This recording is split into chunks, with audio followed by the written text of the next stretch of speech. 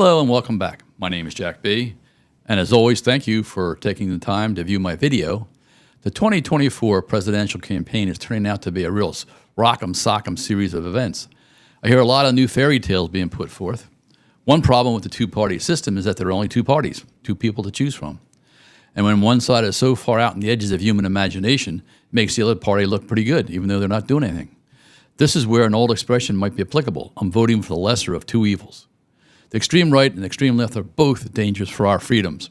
I hear both sides stating they have plans, but in reality, they only have tasks or action items they want to incorporate into the system. They've not shared any details or steps to their plans or recognized that all effects or consequences elsewhere in the system will be good or bad. The government and its finances are like a large pond. Changes made in one area have ripple effects elsewhere, and no one's speaking about those side effects or unintended consequences. I certainly believe there will be a host of unintended consequences if and when these changes are made.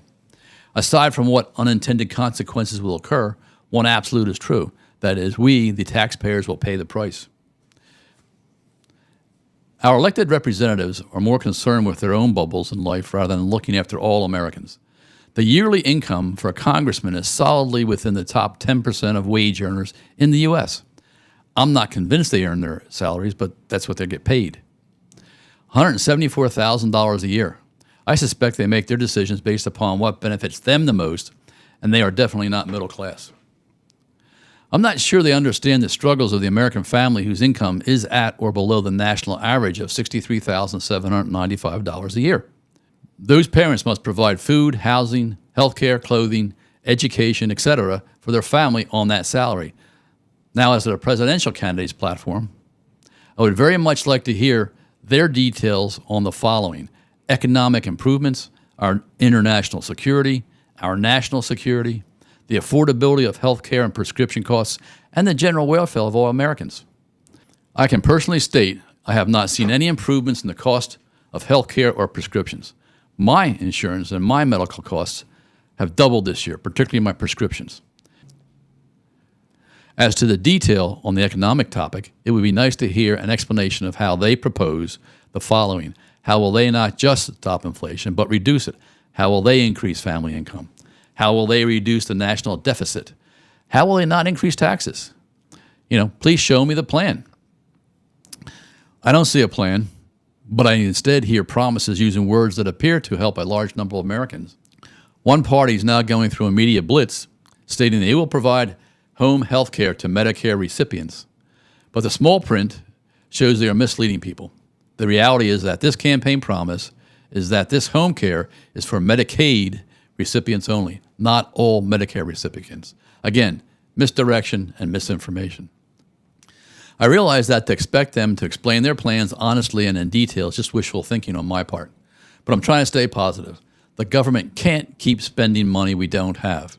I continually hear our elected officials state they represent all Americans. Yep, here we go again, all Americans. But I suspect they only represent themselves and those who would benefit them. I have mentioned this before, but looking at the popular vote only, approximately 81.2 million people voted for the president in 2020. Crunching those numbers breaks down to the following items.